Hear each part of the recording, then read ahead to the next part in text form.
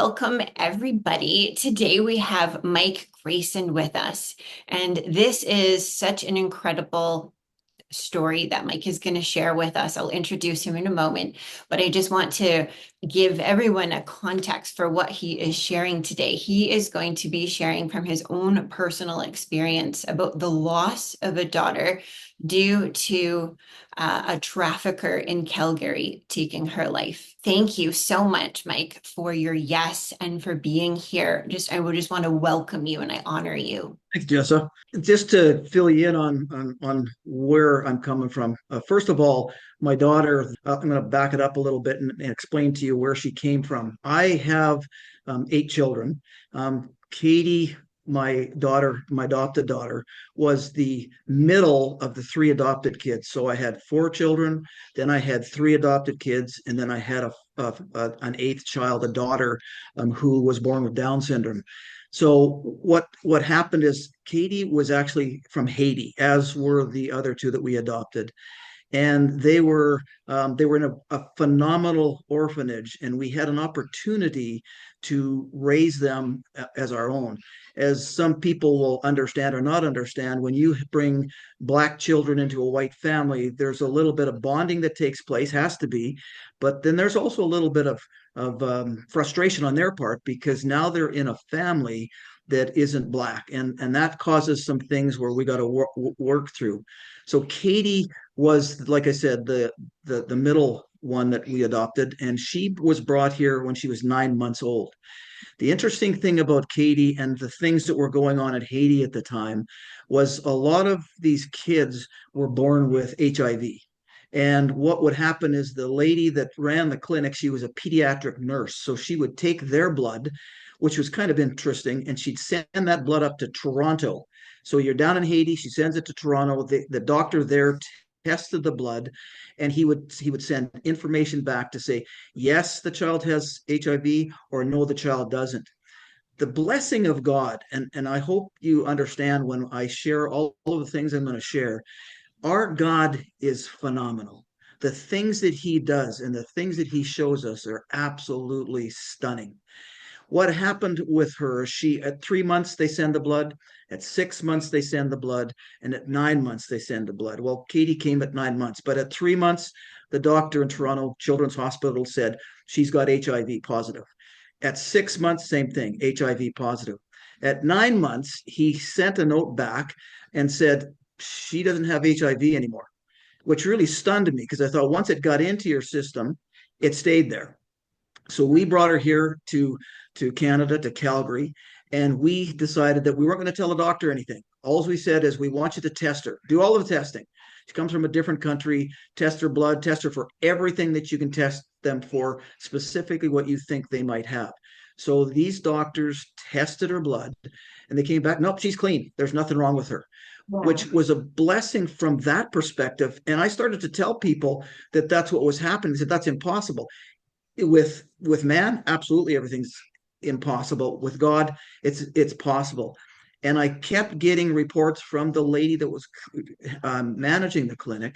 She made the comment that a lot of the kids that she was looking after that had HIV positive were all clear. They came back with reports, and some of them were clear at 3 months, some were at 6 months, some were at 9 months, some were at 12 months, but they eventually all were clean. And you Wow. have to look at that and say, how is that possible? Well, God does some amazing things. So Yes. what we did is we brought her here and we started obviously to raise her as our own. And with with our kids, we treated all of our kids the same. In other words, it didn't matter whether they were white, black, green, yellow, didn't matter. We treated them as our own. And a little bit of a friction at first because our kids thought, well, hold on a second, I'm a black kid and you're a white parent. How could you love me like you love your own kids? Well, they experienced the fact that, from God's perspective, we're all God's children. Therefore, we have to do the same thing with our kids, regardless of their background, regardless of their color, regardless of anything. So that's how we treated all of our kids. And they really appreciated that. There were some bumps in the road a little bit later, of course, but for the most part, they felt like they were part of our family. And it's really key that we as parents treat all of our kids like that. I know that sometimes we think that one kid's a favorite and the other ones are maybe not as good, but he asks us like he does. He treats us all the same. And so it's really important that we do that. So we grew up and raised them. But the interesting thing is Katie was our, let's see, we had two more one more adopted and one more my biological. So she would have been the sixth. My other adopted son was the seventh, and my biological daughter with Down syndrome became the eighth. And they all bonded quite well together, and it worked very well. So they really treated each other with tremendous respect, and they felt very appreciative of the fact that their siblings were treating them like they were just white kids. In essence, that's how they were looking at them.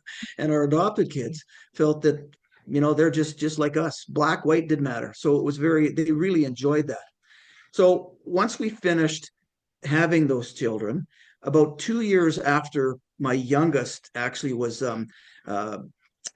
born, we got into a bit of a situation with our marriage. And of course, there's a bunch of stuff that took place. But once my daughter was born, there was a nurse at the hospital that said that there are families that will raise these kids that have disabilities. And I said, yep, we're the family. That's God but every one of these kids have been placed in our family for a reason and for a purpose.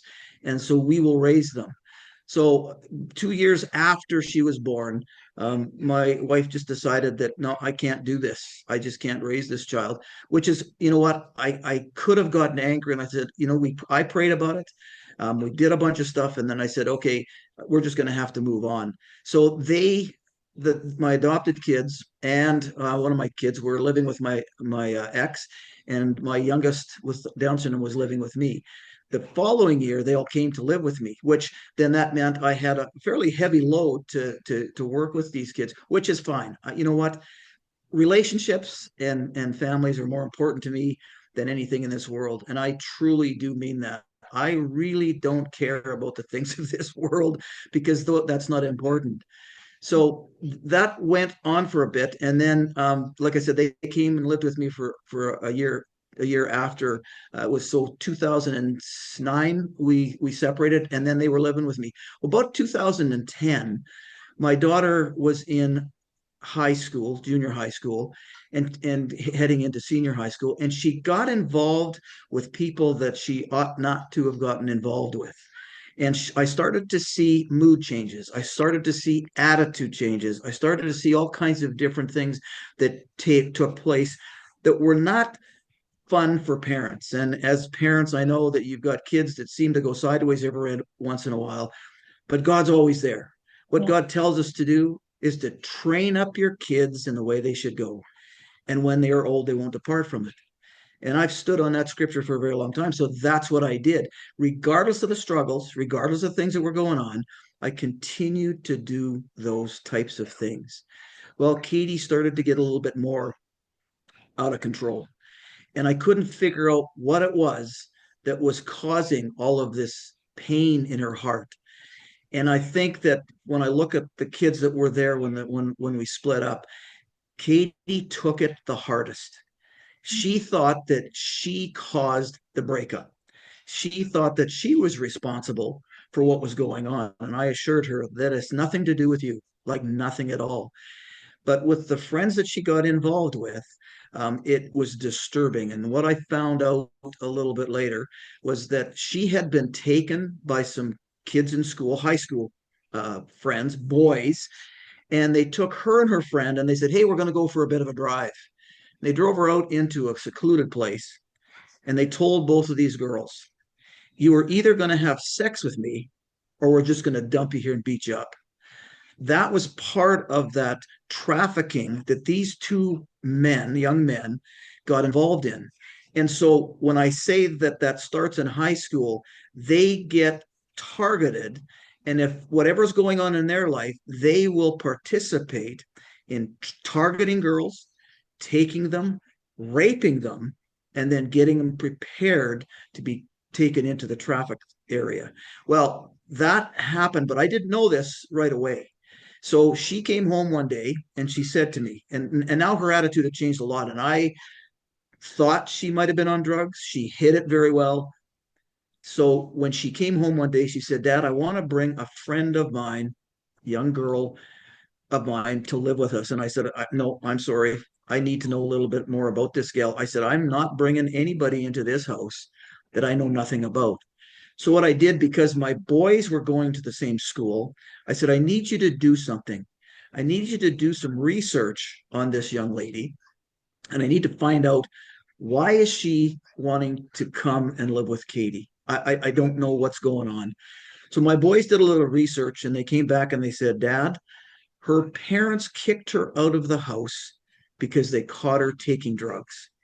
Well, that was a shock to me, because I thought, if she's taking drugs, that means my daughter's taking drugs. So what I did is, because I've got two young boys in my home, and because when you know anything about people that are on drugs, they typically could could make statements, false statements about them, and they could have been told that they raped her. And I said, I got to protect my boys, and I got to protect everybody else in my home. So therefore, I specifically stated to my daughter, I want you to give me your key. You're going to live here, but you will not have a key to the house. And every time you come home after 10 o'clock, if you want in, you need to knock on the door, and one of us will open the door and check, first of all, to see if you're by yourself. And secondly, we'll stay awake for a little while to make sure you don't go and unlock the door and let your friend in. I just can't have that happen. That angered her. That angered her a lot. So I took her key, and for 2 weeks, she was obedient to that. And then at the end of 2 weeks, she said to me, I want my key back. And I said, I'm not giving you your key back. I said, I need to understand that you aren't participating in the things that you've been participating in, because I can't trust you. The trust is gone. So I have to do what I need to do as a father to protect everybody else. And so she went into a very, how should I say, I want to say violent tantrum. She was pounding on the wall. She was getting really angry. And I finally said, okay, that's it. I said, you're going to go live with your mom. She has none of the kids. You're going to go live with her, because I've got the other kids that I'm responsible for, and I will not put them in any danger. So I picked up the phone, I called her mother, and I said, you need to come and pick her up today. It's imperative that you do that, because I said, this is what's been going on, and you need to be responsible for her, only her. I said, not none of the others. I don't, it doesn't matter to me. You need to be responsible for her. So she waited till the following day and picked her up and took her, and Katie was living with her. So we didn't contact each other for a little while. I mean, I tried to contact Katie and stay in touch with her, because I wanted her to understand, your dad still loves you, but I can't have you in a place that's going to cause some real disturbing things going on in our home. So she stayed there. Well, then things started to get really bad, which really then I got a phone call, actually, from social services. And I was at work, and the lady said to me, Mike, I need you to come and meet me on the stairs of the courthouse downtown Calgary. She says, I need you to come. I got a document to sign. I said, well, tell me what the document is, and I will show up, but tell me what the document is. And she says, I'm not going to share that over the phone. I just don't feel that that's something I'm going to share over the phone. And I said, all right, meet you at the courthouse. So I met this social worker at the courthouse, and she hands me this 8.5 by 14-inch paper. There was a few pages on it, but the first page, she says, I need you to read the first part. I need you to understand what we're going to do, because we're going to pull her off the streets, but I need you to understand what's going on. So I looked at the front of this document. No parent wants to read these words about their daughter, ever. It said, she has been picked up because of drug abuse, and she's been picked up because of prostitution. In other words, she was sold off to multiple people for prostitution. And they said, we now have been able to yank her off the streets. We need your approval for us to do that. And then we're going to put her into a program. And it was a 3-month program where we counsel her. We pull her right off the streets. We put her into a building with a bunch of other kids, and we counsel them. We work with them. We try to get them past the stuff that they're going through, i.e., drugs, as well as the prostitution. And we try to give them some semblance of neutrality, something that will bring them along and allow them to become more human again and not feel like they're used for whatever they need to be used for. Right. So I read the document, I signed the document, I gave it back to the social worker, and they did pull her off the street and put her into the first of three programs that we were going to get involved with. Can I just stop you So right there and just talk a little bit absolutely. about what in your father's heart, what was happening inside your heart as you're reading this trafficking and prostitution paper? Well, it really shook me. It really broke me because, I mean, and like I said, I've got 8 kids, and she was my sixth child. And I had a daughter, a son, and 2 other daughters, and never experienced that ever. I had the opportunity to raise them, and my older daughters were following Christ, and Katie was also shared the gospel of Jesus Christ, and she was following along. But when all of this stuff came apart, I thought, Lord, how do I manage this as a father? Yeah. How do I walk through this and really lean heavily on the God that I serve? And some people sometimes run away from God. How could you allow this to happen to my kids? That's how some people handle it. On the flip side, for me, I dug deeper. I went deeper. I said, I need to figure out, Lord, how do I handle this? And how do I share that information with my kids? How do I tell them what's going on? And my boys, when I shared it with them, as boys are, they said, if I find this guy or these guys, I'm going to kill them. And I said, no, you're not. That's the police. They'll take care of that. So I had to really spend a lot of more time reading my Bible, which, I mean, I read it every day anyways. I had to spend a lot more time praying with people, and I had to really have people come around me to really give me some encouragement to say, you know what? God's got this, and we're standing with you, and we're praying with you, and we are with you every step of the way. Wow. So that's where I was. So it's imperative that anybody that goes through this stuff, and I think we've walked away from that, and I'm sorry to say this, in the church for so long, is that we need people to mentor us. As the New Testament talked about, Paul talked about this. He says the old men need to counsel the young men. The older women need to counsel the younger women and train them up in the things of God. And that's what I really appreciated, was that there were people that came around me and really encouraged me to continue to walk with him regardless of what I saw. Would you mind taking a moment right here just to pray for it? Obviously, as the Lord leads you, but praying for people that currently are going through a similar situation right now where their children are in a similar situation. Absolutely. Lord, I thank you for every single parent and every single child that they have. Lord, we go through struggles and we never anticipate what we're going to go through.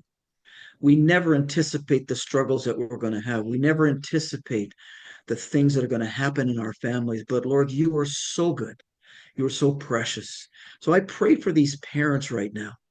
Lord, I know that the tendency is to stress out and feel like your world's crashing in, and it does. But Lord, you have asked us to lean on you.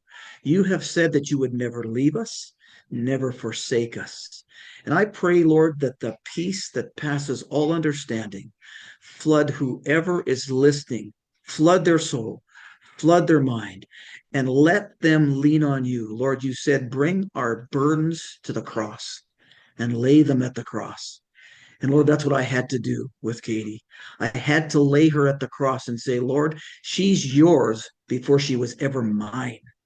And I pray, Lord, that these parents will come before the living God. lay their child at the foot of the cross and say, Lord, I ask that you look after that child. I will pray for them every day, multiple times a day. But I give you my child and I ask you to convict them, to change them, and to bring them home. And Lord, the exciting part right now is that we're living in a time where you're bringing back the prodigals to our families. And I give you all the praise and all the glory for what you are doing right now. And I thank you for these parents and I praise your name. Lord, I pray that they will also pray together. Families that pray together stay together. So, Lord, I pray that instead of running apart and pointing fingers at your spouse, I pray rather that you will bow your knees together, arm in arm, lift up your child together, and pray that the living God gets a hold of that child and brings them back to your home. I pray all of this in the precious holy name of Jesus Christ. Amen. And so powerful. So continue taking us through this, Mike. So Katie went through the first program and and I had this discussion with my ex as well. She said she's not prepared to come out yet because what they did is they said they'll put her in there for 3 months, and then they'll counsel, they'll evaluate her, and they said then we can put her in for another 30 days, and we'll advise you if that's possible. Well, my ex spent quite a bit more time because she was living at their house. The social workers constantly talk to them, and that's okay. There's nothing wrong with that. So they said to my ex very clearly, "Yep, she's a good girl. We're going to put her back out. We don't need to keep her in." My ex-wife said, "No, no, no. She's playing a game here. You guys need to understand who she is." "Oh, no, no. We've been working with her for 3 months, so we think that she's ready to go back on the street." So without listening to anybody, they said, "We're going to put her back out because she seems to be good." She got back out on the street, went right back, and I mean right back, to taking drugs, to being pimped again. Same people she kept in touch with. So she played a game with the social workers, and for some reason they didn't see it. Now, kids can do that sometimes. Kids can make you think that they're doing well. Hey, look at me, I'm doing very well. And yet, in the back of their mind, they somehow miss the horrendous things they went through because they felt like maybe they had a family in those folks that they were doing those horrible things with. So she went back and she did a whole pile of things. And what she did is she went back to live with her mother and her husband. And her mother said to me a little bit later, she says she was stealing everything from me. She was stealing money. She was stealing all kinds of things. And so she said, I can't continue to do this. So what she did is it got so bad at her house that she says, you're going to have to find someplace else to live. I can't keep checking everything to see if you're hawking it to get money to take drugs. I can't do that. So you're going to have to find another place to live. Well, I wasn't informed of that, which is fine because she wasn't about to call me back and say, hey, by the way, I'm sending her back to your house because of the stuff that I went through and because I still had my boys, etc. So what she did is right about the time of the stampede, she got a job at the stampede grounds and she was working at the stampede as well. And what was happening is she was living out on the streets. She was literally living on the streets with some of her friends. And what took place at that point in time were some people were stealing things from her, valuable things that she thought were very precious, and they just stole them and walked away. And she couldn't know, she'd know who it was, and she couldn't get it back, which really shook her up, which was a positive thing because what she realized was that, and she told me this later, what she realized was that what she was doing to her mother was what her friends were doing to her, Okay, taking things that weren't hers. yeah, I was going to Yeah, ask about this. Sorry to interrupt you. that's How okay. much coercion and control was happening behind the scenes? With her, oh, a lot. Oh, a Yeah, with lot. with the people she was connected to, right? Trying to control and manipulate and coerce her. Absolutely. Okay. So she didn't have the understanding realistically of what a true friend was. When you get sucked into that world, you think that your friends are true friends, when in actual fact, they are not. They are trying to survive themselves. And when they're trying to survive, they're going to do everything that they can do to survive as well, regardless of what's going on. And they'll lie, they'll cheat, they'll steal, whatever they're going to do, they're going to do it. And they'll do it from their friends. When their friends are gone and they know where their stuff is, they'll take it and they'll hawk it and they'll do whatever they can to make sure that they survive the life that they're involved in right then. So Katie did a very bold thing is she decided that, you know what, I don't like what's going on. I'm tired of all of this stuff. So she phoned the social workers of the second program. And the second program that she was involved with was a 6-month program. And again, she behaved in that program as well. And they let her out. The third time, which is where we're at, she decided that she was going to put herself back into the program. So she phoned the social workers up and she said, listen, I want to get involved in this program again. And this time, I really want to pay attention to what you're telling me. I want to learn life skills so that I can live my life out off the street and do things. The second program was a very different program, which what it did is it took families that had these kids and they would counsel them in the buildings that they were in. But what they would do is they would send these kids into different homes. In other words, the families that were struggling with their own kids received some of the other kids that were going through the same thing into their own home. And the purpose of that was twofold. Number one, these parents could allow themselves to try and parent these kids would be a little bit different than how we parented them. And on the flip side, it gives these kids an opportunity to take a look at other families and go, oh, I guess my family wasn't so bad, because they saw these parents raising the other kids that they had, their families, in almost the same way that they were being raised, but they had a different perspective now.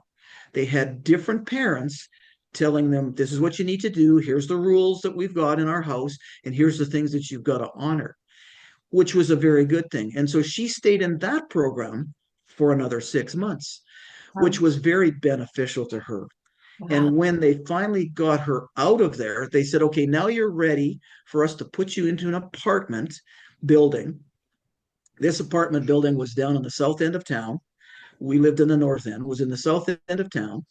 And what they did was very unique. They said, now we're going to train you and teach you to be responsible. We're going to get you a job. We've got you a place for you to live. We're not going to charge you the whole rent because we don't want to take all of your money.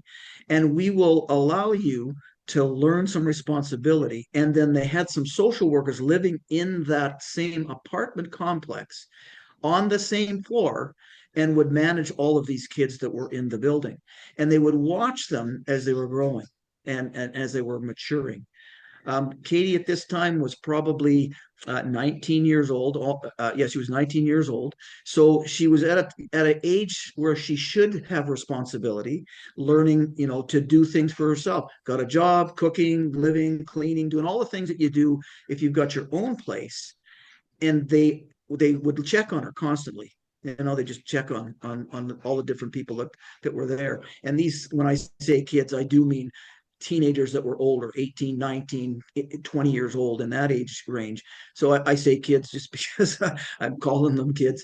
So they got the opportunity to learn responsibility. Katie called me up in February of the year that she passed, which was 2018. She phoned me up and she said, Dad, I want to get together with you.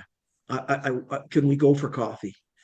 And she was very respectful of the fact that if she came back into the house, she didn't know how her siblings were going to handle her. So she said, can we at least go have coffee? So I met her at a coffee shop and I, made sure that she had food to eat, made sure she had a little bit of money in her pocket, made sure that we had a really good conversation. And she says, I need to apologize for some of the things that I said to you. I need to apologize for some of the things that I did. Would you forgive me? And I said, absolutely. Of course I will. And so we had a really good connection. And then I said, where do you want me to do it? She said, no, just put me on the bus and I'll take it. And I said, no, I'm going to drive you right to your house. I'm going to drop you off at the front door And I said, I just want to let you know that your dad is still here. Your dad still loves you. Your dad still wants to be involved in your life. So you call me anytime. And so she was getting involved and doing a bunch of things, which what she was supposed to do. What I didn't know is the pimp, the drug, the guy that gave her a lot of drugs, somehow kept getting into her place. Not always, but occasionally. She called me up she passed away in May. She called me up in April and she said to me, she says, Daddy, can we get together again? And I said, of course. Well, let's go to a restaurant. I said, no, I'm bringing you to the house. I said, I'm going to cook a meal for you. We're going to sit here and we're just going to spend some time together. And so we spent 3 hours together just talking about things. She was telling me that, she had a pastor meeting with her once or twice a week, actually sharing scriptures, encouraging her, being there for her, telling her, here's where we would like to get you to end up eventually. We're praying for you. We're encouraging every step of the way. So, like I said, we met for about 3 hours, and she had treated my youngest daughter, who has Down syndrome, very poorly through the whole time when she was going through all of this struggle. And she treated her with unbelievable disrespect. She came into the house, and of course, my younger daughter, Cassandra, was with me when we went for coffee. And she says, how come she's ignoring me? And I said, you need to understand something. She's remembering how you treated her. So it's going to take a while to earn that trust back. When she came to the house in April, she was sitting close to her, and I said, like, don't push it, don't push hugs, don't push any of that stuff. You have to allow her to reach out to you, and if she wants to give you a hug, she'll give you a hug. If she doesn't, it's still going to take a bit of time. So before she left, and before I dropped her off at her house after that 3 hours, they had caused a little bit of a bond again. Not perfect, but there was a little bit of a bond that started to connect them back up again. So I dropped her off at her house, and I said, hey, again, if you want to talk, anytime you want to get together for dinner or whatever you want, just give me a call and I'll come and pick you up. You don't need to take the bus, because she'd taken the bus downtown and she said, pick me up at here. I said, okay. So I said, I'm willing to do that. I'm willing to come and pick you up wherever you're at, even at your place. Well, a month later, I get a phone call from my ex, and she says, Mike, Katie has OD'd. Her boyfriend got into her apartment and overdosed her. And this, Katie, I was told by her friend that Katie would never inject herself, ever. She hated to do that.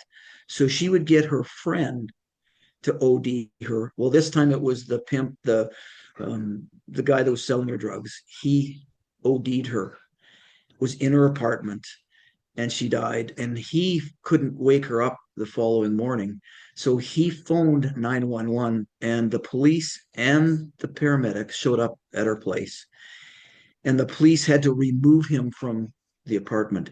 Now, they could not prove that he OD'd her. They knew that she OD'd, but they couldn't prove it. And so what they told me after, and I had to do a little bit of digging, they did an autopsy on her, and they said that she had fentanyl and what was the other drug? I think I wrote it down. Anyways, they mixed the two, and it absolutely killed her.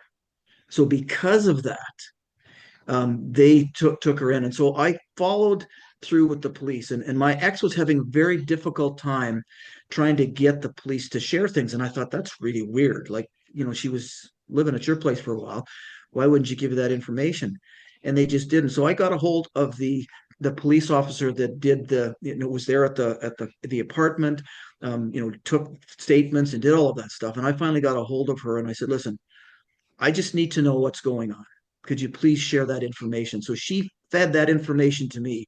And I said, my ex has called and you haven't given her information. And I said, well, I've been off, I've been doing this. And I said, okay, I'll pass that information on to her. I said, I just wanted to know what's going on. Have you picked this guy up? And they said, we'd love to pick him up. He's been on our radar for a very long time, which means that he's taken other girls and got them into drugs, and he's taken other girls and actually trafficked them as well. And they said, we know who this guy is, but we don't have the evidence to put him in jail. He is extremely clever and sneaky, but with for the things that he does. So if we had the evidence, he'd be in jail now because he's on our radar all the time. So I had to make a decision at that point. What do I do? Do I keep pestering the police to do their job? Or do I say, okay, Lord, this is in your hands. I have to trust you to take this person and get them in jail.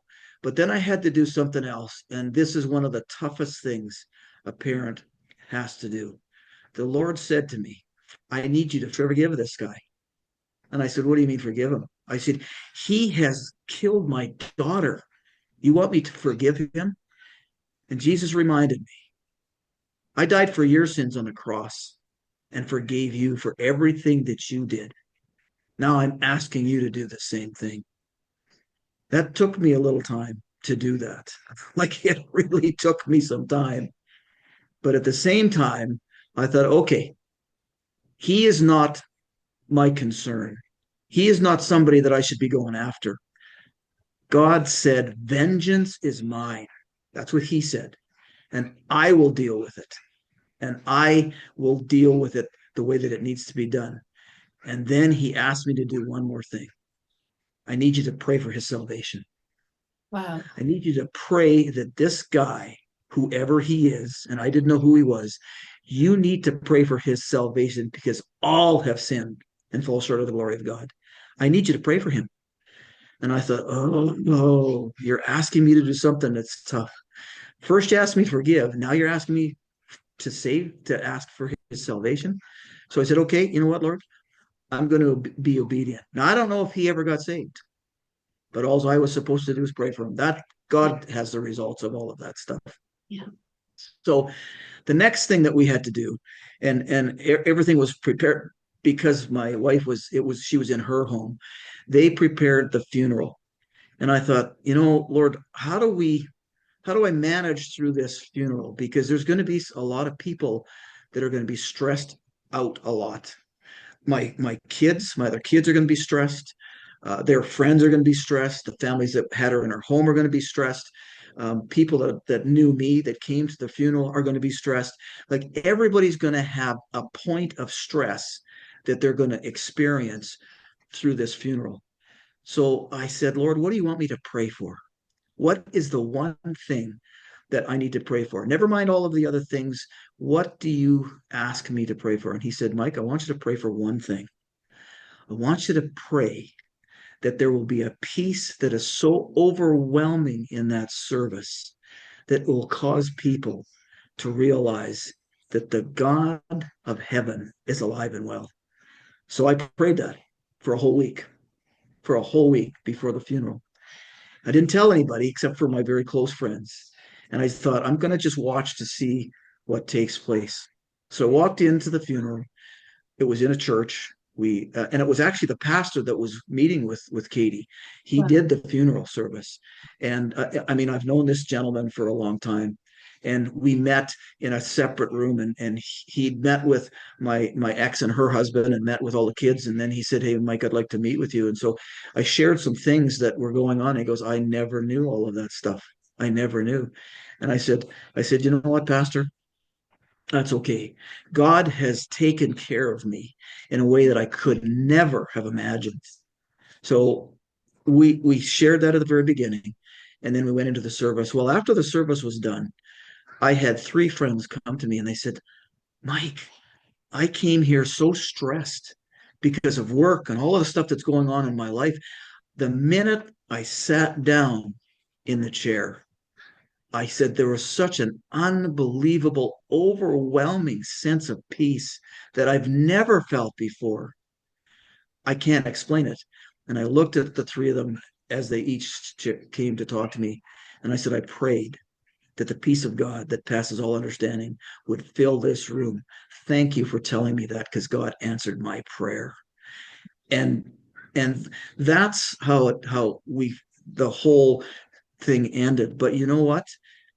God really did an amazing thing. And parents are going to say, how do you heal your heart? I don't heal my heart.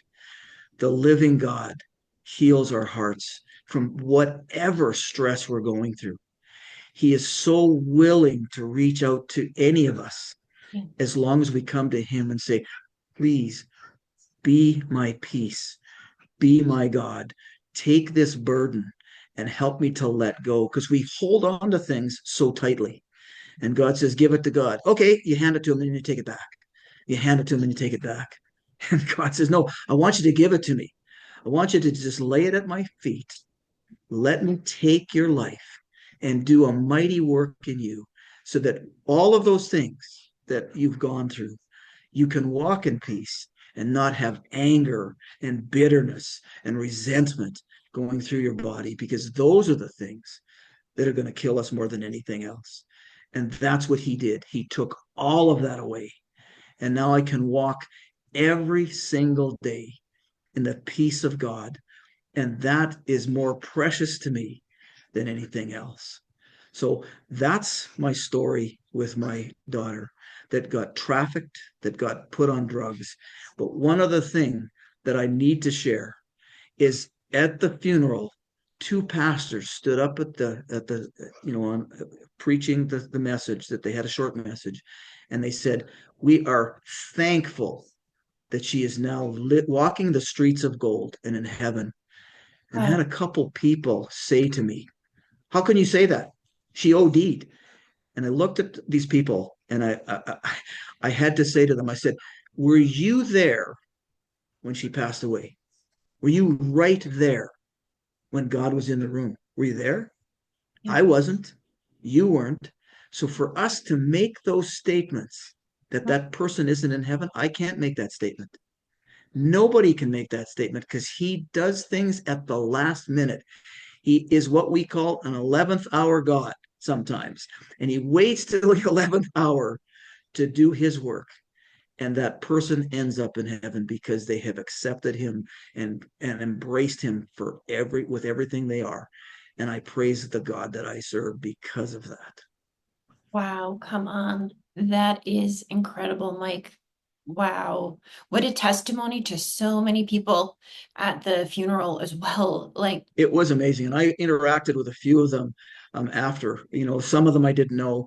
Some of them I introduced myself to, because the families that were looking after her, they didn't know that she had a biological dad that was not involved, because the other my ex and her husband were the ones that were very involved. And that's good. It was perfect for them to be involved at that time, because they were trying to raise her at the end, not necessarily in the apartment, but when she left my place, she went over there. So it was exciting to talk to these people, and they were amazed. They just said, "Wow, that was a phenomenal service. I can't believe what we just witnessed," and had nothing to do with me. Obviously, it had everything to do with how God managed the things in the service, the words that were spoken, the testimonies that were shared, and everything that took place in that service. They were just absolutely astounded at what they watched and what they observed. So yeah, our God's good. yeah, so incredible. Would you, if anybody would like to reach out to you and contact you, maybe they're going through a hard time, or they just need to be connected to you for prayer or something like that. Mhm. What's the best way for somebody to contact you? Probably the best way to contact me is through my email. So it's the email is Mr. Mr. Greyson, Greyson at gmail.com. So it's just my first initial, my middle initial, and my last name. And if you want to share that again, you can do that. But that's what it is. Greyson at gmail.com. Perfect. I will make sure we have that in the episode details as well. Yes. Perfect. Your story, it's so moving, it's eye-opening, and so many people still need to understand the reality of trafficking and exploitation, Yes. luring, and Yes. so many people don't understand how it begins and all the different forms.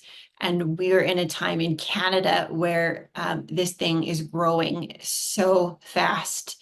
So Yes, it I is. yeah. So I just thank you again for sharing this. The timing is so key as well. Yeah. Well, I'd like to share with the parents, I don't, I never tell parents to be overbearing. Please do not be overbearing, but you need to understand the friends that they have. So I would encourage you to do something that sometimes we don't do. Invite the friends over to the house. Have a movie night.